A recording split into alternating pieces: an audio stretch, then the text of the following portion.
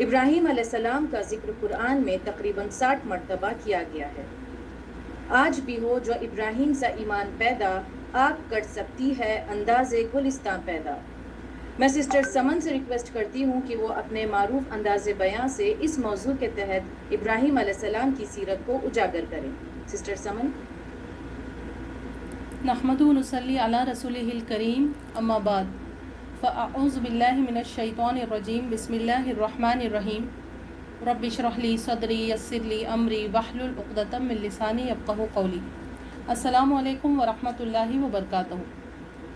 میری عزیز بہنوں، عزیز ساتھیوں، الحمدللہ ہم تمام ماہ ذوالحج میں قدم رکھنے والے ہیں، تو ایک ایسی شخصیت کا چرچا ہر طرف ہونے لگتا ہے اور ہم بار بار ان کا نام لیتے ہیں، ابراہیم علیہ السلام، ابراہیم علیہ السلام، ابراہیم علیہ السلام۔ قربانی کا تعلق ہو، حج کا تعلق ہو یا حج کے مختلف ارکان کا تعلق ہو، کہیں نہ کہیں ابراہیم علیہ السلام کی شخصیت ضرور واضح ہوتی ہے۔ یہ تو تمام انبیاء علیہ السلام کی زندگی پوری نسل انسانی کے لیے مشعل راہ اور اسوہ حسنہ ہے، لیکن سرور کائنات صلی اللہ علیہ وسلم کی ذات گرامی کے بعد قرآن مجید میں جس شخصیت کی زندگی اور کردار کو بطور خاص اسوہ حسنہ کہا گیا ہے، وہ حضرت ابراہیم علیہ السلام کی ذات گرامی ہے۔ حضرت ابراہیم علیہ السلام اللہ کے برگزیدہ بندے اور پیغمبر تھے۔ اللہ سبحانہ تعالیٰ نے اپنے اس دوست کو قرآن مجید میں امام الناس، جو کہ سورہ بقرہ کی آیت نمبر 124، حنیف اور مسلم سورہ آل عمران کی آیت نمبر 67 اور کئی ناموں سے اور بھی پکارا۔ سورہ ممتحنہ میں اللہ سبحانہ تعالیٰ فرماتے ہیں کہ تمہارے لیے حضرت ابراہیم علیہ السلام اور ان کے رفقا کی زندگیوں میں اسوہ حسنہ ہے۔ میری بہنوں، حضرت ابراہیم علیہ السلام کو مسلمانوں کی طرح یہودی اور عیسائی بھی برگزیدہ بندے اور نبی اور رسول مانتے تھے۔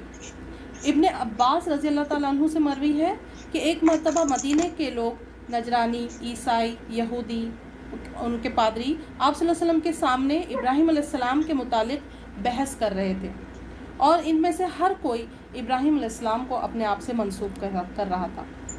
ابراہیم علیہ السلام تقریباً 4000 سالوں قبل عراق میں پیدا ہوئے۔ آپ علیہ السلام اور محمد صلی اللہ علیہ وسلم سے کئی اعتبار سے مشابہت پائی جاتی ہے۔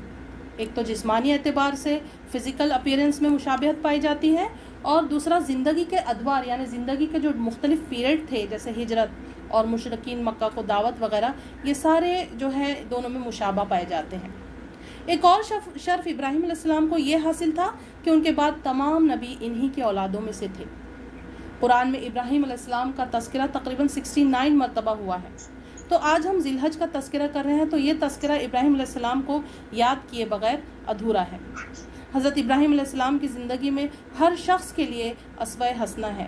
اس وجہ سے انہوں نے توحید الہ کی ازلی اور ابدی صداقتوں پر سب سے پہلے لبیک کہا۔ وہ سب سے پہلے لبیک کہنے والے تھے، اور ہر طرف سے کٹ کر سارے جہاں سے بیزار ہو کر نظر و فکر، قول و عمل کی پوری حاضری کے ساتھ مکمل طور پر آپ کی زندگی اللہ سبحانہ تعالیٰ کے سپرد ہو گئی۔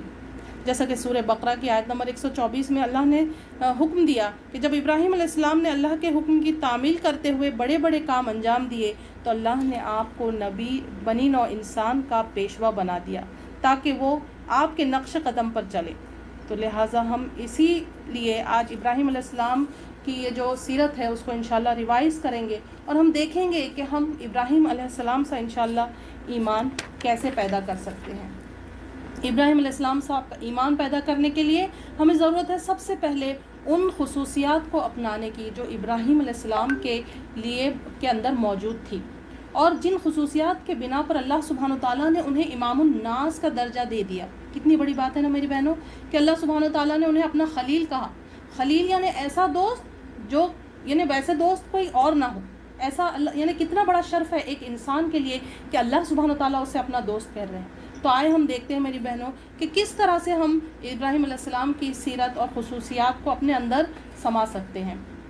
سب سے پہلے تو ان کی زندگی سے ہم یہ سبق حاصل کر سکتے ہیں کہ انہوں نے اپنی پسندیدہ چیزوں کو اللہ کی خوشنودی کے لیے قربان کر دیا۔ اللہ کی مرضی اور منشا کے آگے سر تسلیم خم کر دیا۔ میری پسند، میری مرضی، میری خواہش، میری چاہت کے بجائے میرے رب کی پسند، میرے رب کی مرضی، میرے رب کی خواہش، میرے رب کی چاہت کیا ہے، اسے ڈھونڈنا اور اس پر بخوشی عمل کرنا۔ یہی جو ہے میری بہنوں عبدیت اور بندگی کی ایک مثال ہے۔ یہ وہ وصف ہیں جو ابراہیم علیہ السلام میں موجود تھے، اور عبدیت اور بندگی تمام انبیاء کا بہت ہی خاص و اعلیٰ وصف ہے، ایک بہت ہی خاص خوبی ہے ان انبیاء کی۔ غرض یہ کہ اللہ اور رسول کا جو بھی فرمان آئے اسے بنا کسی ہیلے بہانے اور چو چرا کے تسلیم کر لینا۔ ابراہیم علیہ السلام نے اپنے والد کو چھوڑ دیا اور انہوں نے دعوت دین اپنے گھر سے ہی شروع کی۔ دوسرا، انہوں نے اپنے وطن کو اللہ کی خوشنودی کے لیے چھوڑ دیا۔ وطن سے محبت کے بت کو آپ نے یوں توڑا کہ دریائے فرات کے سرسبز و شاداب علاقے کو چھوڑ دیا، اور جب وطن کے الہ کی لا ہوئی تو حضرت اسماعیل علیہ السلام کے قدموں کی رگڑ سے تا قیامت زمزم کے چشمے شفا جاری ہوئے۔ توحید کی صداقت ثابت کرنے کے لیے جب انہیں آگ میں زندہ جلانے کی کوشش کی جا رہی تھی، جس کے نتیجے میں کفار کو ہی شکست ہوئی۔ کفار نے بلند ہونا چاہا لیکن انہیں پستی نصیب ہوئی، انہوں نے غالب آنا چاہا لیکن مغلوب ہوئے۔ اسی طرح ابراہیم علیہ السلام نے اللہ کی رضا کے لیے اپنی بیوی اور بڑھاپے کی اولاد کو ایک بیابان صحرا میں چھوڑ دیا، اور نتیجتاً حج کے تمام ریچولز میں سنت ابراہیمی ہم کو نظر آتی ہے میری بہنوں۔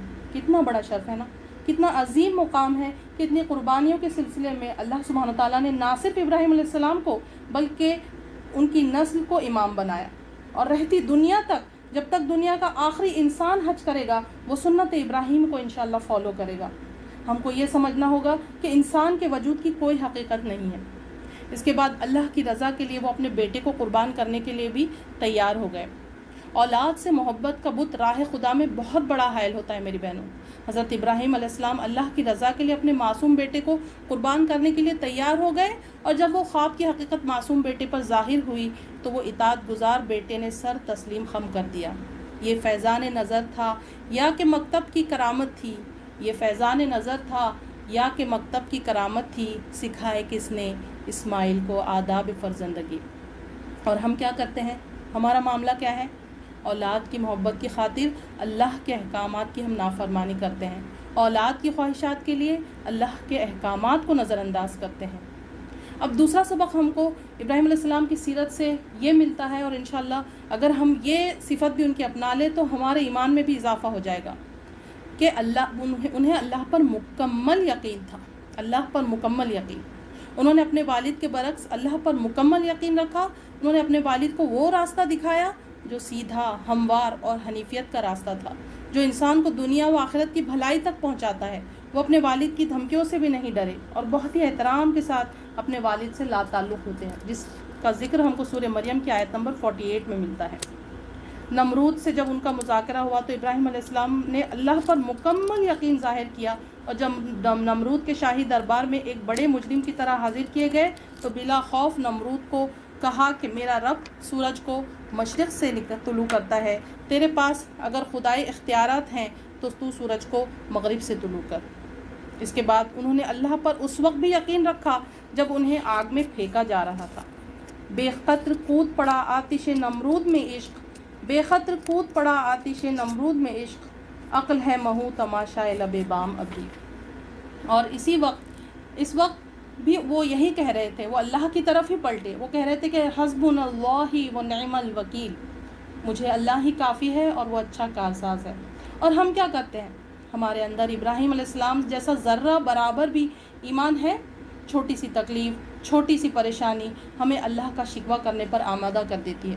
جبکہ ابراہیم علیہ السلام کو جب باندھا جا رہا تھا تب بھی وہ اللہ کی پاکی کو بیان کر رہے تھے کہ لا الہ الا انت سبحانک رب العالمین لک الحمد لک الملک لا شریک لک۔ اے اللہ، تیرے سوا کوئی معبود نہیں، تو پاک ہے جہانوں کے مالک، تیری تعریف ہے، تیری ہی بادشاہی ہے اور تیرا کوئی شریک نہیں۔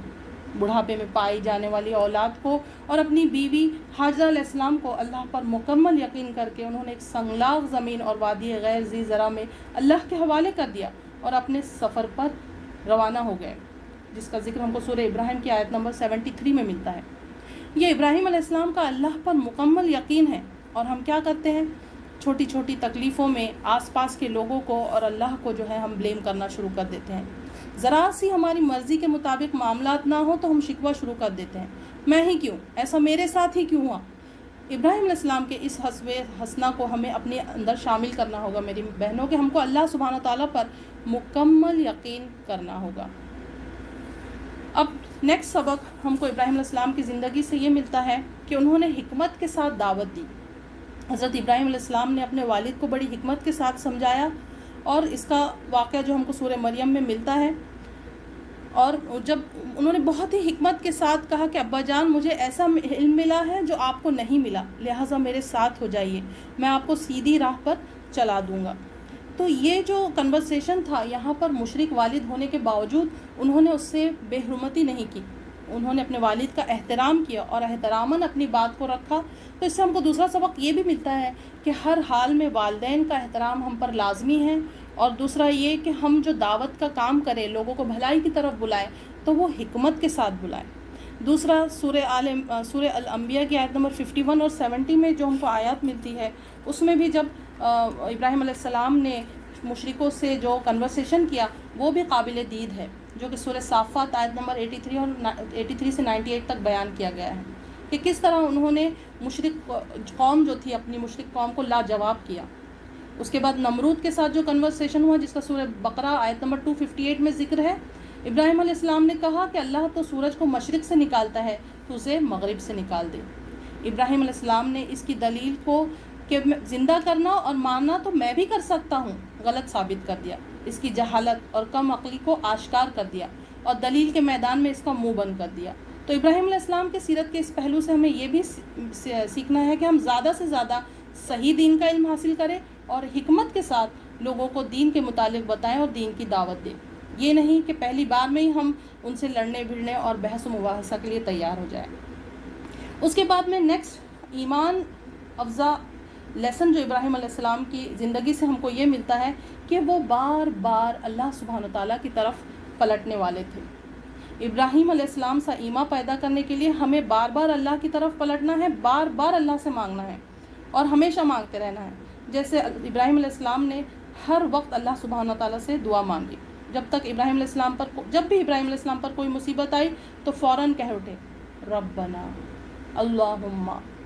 और हमको बार बार हर वक्त इब्राहिम अलैहिस्सलाम की सीरत में ये बात मिलती है कि वो जो है उनकी तौबा, वो तौबा अनाबत थी, यानी तौबा की ये किस्म जिसमें इंसान गुनहगार ना होने के बावजूद भी तौबा करता है। तो इब्राहिम अलैहिस्सलाम जो है ज़िंदगी के हर मोड़ पर अल्लाह सुब्हान व तआला की तरफ पलटे, अल्लाह सुब्हान व तआला से मांगा, चाहे वो जब उनको मुशरिकीन ने पकड़ लिया था तब हो, चाहे जब वो हिजरत कर रहे थे तब हो, या फिर चाहे जब उन्हें आग में फेंका जा रहा तब हो, चाहे वो अपने औलाद के लिए दुआ मांग रहे हो तब हो, या फिर इस्माइल अलैहिस्सलाम और हाजरा अलैहिस्सलाम को सहरा में छोड़ते वक्त हो, काबा की तामीर के वक्त हो, जिसका जिक्र सूरह बकरा की आयत नंबर 124 से 129 में मिलता है कि रब्बना तक़ब्बल मिन्ना इन्नका अंतस समीउल अलीम।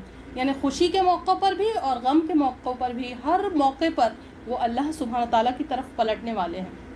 और हमारा मामला ये है कि हम खुशी में तो अल्लाह सुब्हान व तआला को भूल ही जाते हैं और कभी कभी गम में भी रोने और वावेला करने में इतने मसरूफ़ हो जाते हैं कि तब भी हम अल्लाह सुब्हान व तआला की याद से गाफिल हो जाते हैं। तो हम दामे दरमे कदमे सुखने हर हाल में दुआ करते रहें। दुआ इबादत का मग़ज़ है। दुआ भी एक इबादत है जिसको करने के लिए वक्त और जगह की कोई क़ैद नहीं है मेरी बहनों। सूरह गाफिर में अल्लाह सुब्हान व तआला फरमाते हैं कि तुम्हारे रब ने कहा मुझे पुकारो, मैं तुम्हारी पुकार कबूल करूँगा।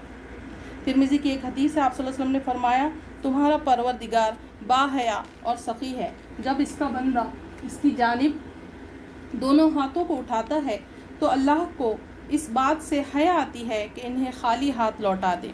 आज हमने दुआ की अहमियत को नज़रअंदाज कर दिया है। ये इब्राहिम अलैहिस्सलाम की सीरत का नुमाया पहलू है कि उन्होंने हर वक्त हर घड़ी अल्लाह सुब्हान व तआला से मांगा। उसके बाद में नेक्स्ट लेसन इब्राहिम अलैहिस्सलाम की ज़िंदगी से हमको ये मिलता है कि रहमदिली, नरम खुई और नरम दिल। इब्राहिम अलैहिस्सलाम की सीरत से हमें इस बात का पता चलता है कि वो बहुत ज़्यादा नरम दिल थे, उन्हें क़ल्ब सलीम अता किया गया था।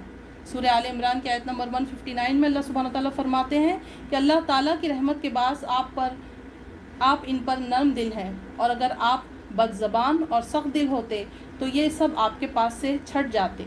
आप इससे दरगुज़र करें और इस्तग़फ़ार करें। तो मेरी बहनों, हमें भी अपने आसपास के लोगों से नरमी से पेश आना है। नरमी और शफ़क़त हमें लोगों से जोड़ती है, जबकि सख्त मिजाजी हमें लोगों से तोड़ती है। ہم سب سے شکوہ کرتے ہیں کہ لوگ ہمارے ساتھ خوش اخلاق نہیں ہیں، ہمارے ساتھ ان کے رویے خراب ہیں، جبکہ ہم اپنے خود کے رویوں پر نظر نہیں ڈالتے کہ ہم نے لوگوں کے ساتھ کتنی سخت مزاجی سے پیش آیا ہے، اور اسی لیے لوگ ہم سے دور ہو گئے۔ اس کے بعد دوسرا ایک نیکسٹ لیسن ہم کو ملتا ہے، لیسن نمبر 6، کہ ابراہیم علیہ السلام جو تھے وہ بہت زیادہ مہمان نواز تھے۔ سیرت سے ہمیں پتہ چلتا ہے کہ ابراہیم علیہ السلام بہت زیادہ مہمان نواز تھے۔ سلسلہ احادیث کی حدیث نمبر 725 میں کی حدیث ہے کہ آپ صلی اللہ علیہ وسلم نے فرمایا سب سے پہلے جس نے مہمان نوازی کی وہ تھے ابراہیم علیہ السلام، یعنی دنیا میں جتنی بھی مہمان نوازیاں ہوں گی اس کا اجر انشاءاللہ ابراہیم علیہ السلام کو ملے گا۔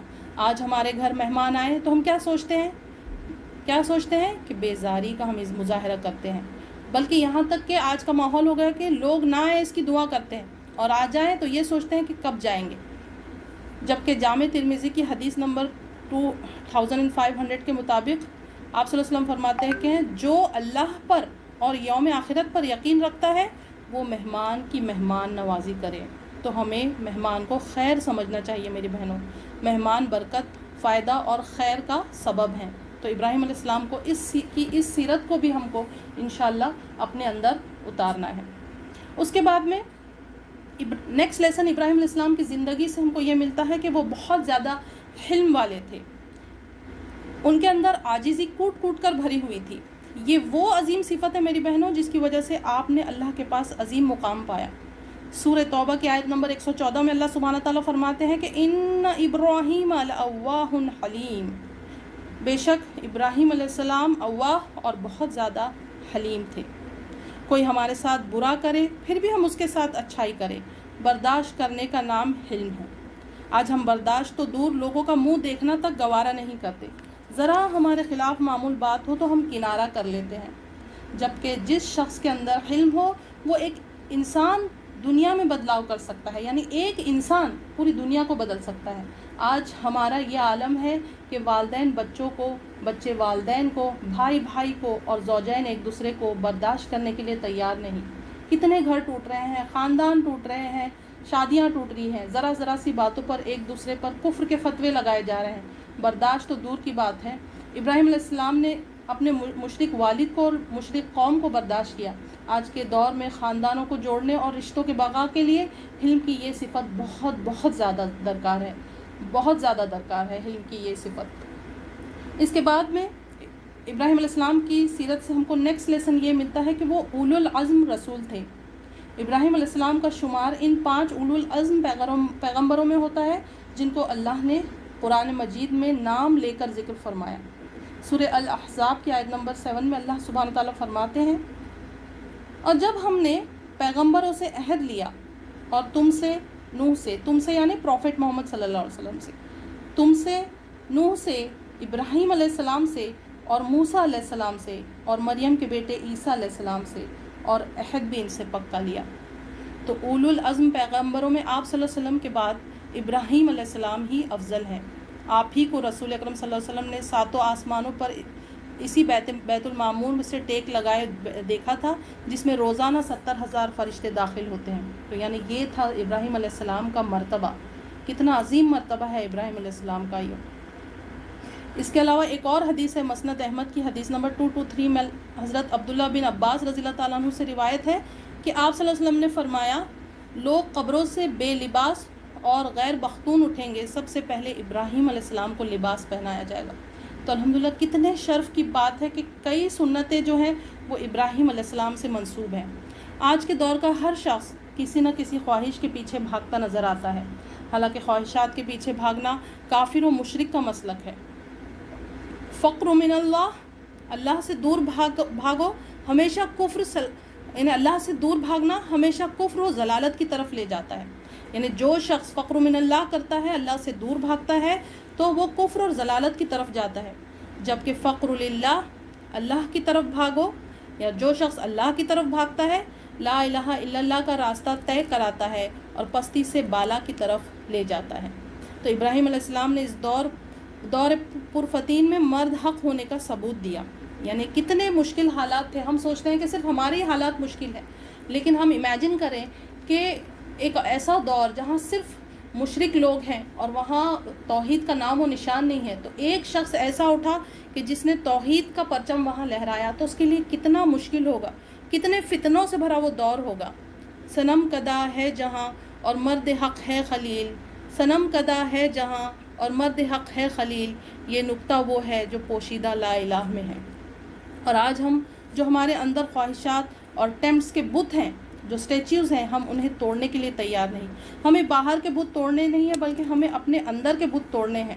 ہم چھوٹی چھوٹی خواہشوں کو اللہ کے لیے چھوڑنے کے لیے تیار نہیں، دین کے لیے تھوڑا سا وقت، تھوڑا مال، کچھ صلاحیتیں دینے کے لیے تیار نہیں۔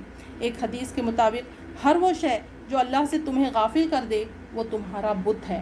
خواہشات کے بتوں کو آج ہم اپنے دل میں بسائے بیٹھے ہوئے ہیں۔